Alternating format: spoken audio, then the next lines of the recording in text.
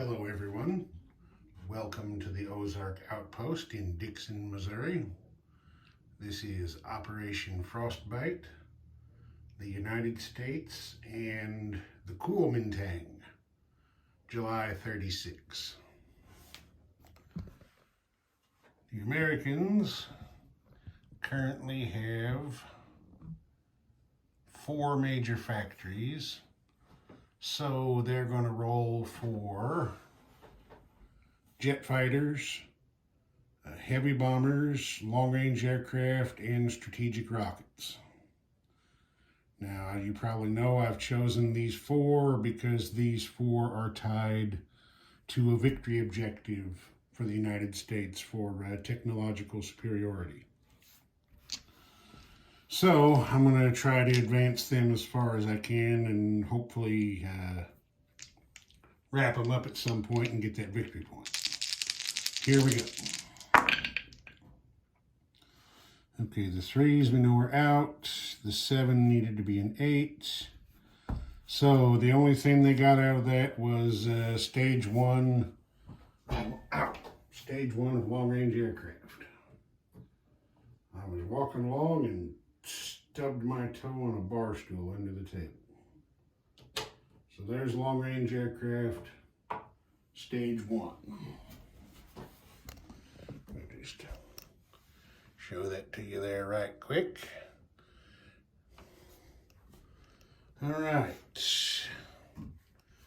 Now the United States can't do very much in the first turn. Everybody knows they have almost no money and they have income restrictions that don't let them do anything really. The Americans did take their $6 though, and they are spending that to upgrade the medium factory there in Washington, D.C. to a major. They're doing that. They don't really need the extra production capacity, but they really want the extra tech roll, because that's going to give them 5 for now. So that's where all their money went. Of course, they didn't leave them anything to move any of their ships along that are on the production chart. Of course, nobody else really has either, it looks like. All right. So that's the Americans in a nutshell. Now down here, Chiang Kai-shek had 6 in his bank, and he elected to buy 2 infantry with his money. Now looking China over here, that's actually a pretty good angle because I can get the whole of the Chinese theater of war in one shot. KMT is not in a bad position, but they're not really strong enough anywhere to do anything either. So they're not going to do any combat, but we are going to have a few non-combat moves. 1 infantry is going to move from Xiankang to Xinghai. And then 1 infantry from Xinghai is going to move to Sichuan. So we're actually going to move the chip to there. Then the mountain infantry from Tibet is going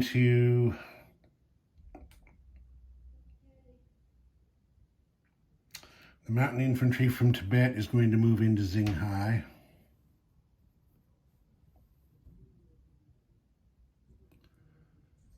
The cavalry from Tibet is going to move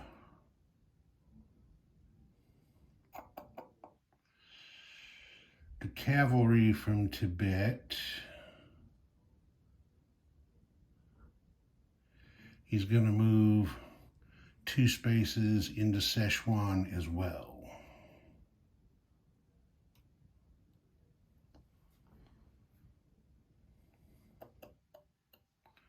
And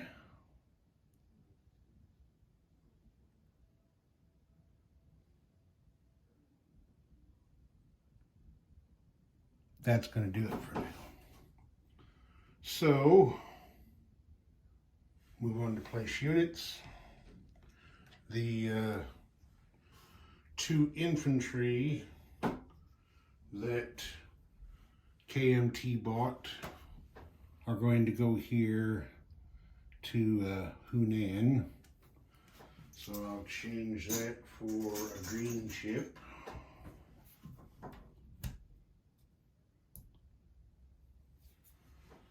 And that'll do it for them. As long as I'm here, I'm going to go ahead and do their money. You see there, KMT has an income of 7. So, let's just put that right there in their bank.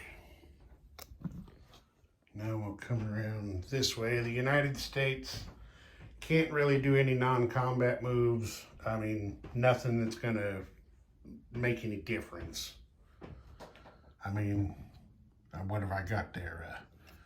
A light tank that I could move out to the coast if I want, and a medium bomber I could just fly around in circles. I mean, what's the point? So we replace the medium factory in Washington, D.C. with the major.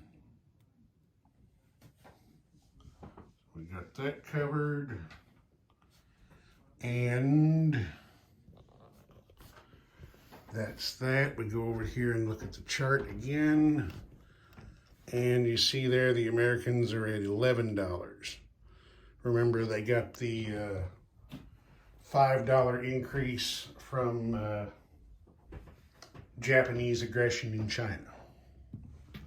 So we'll give them $11. That's what they'll have to spend next turn.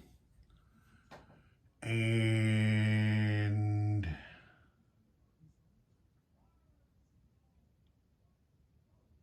yep, I believe that's it. All right.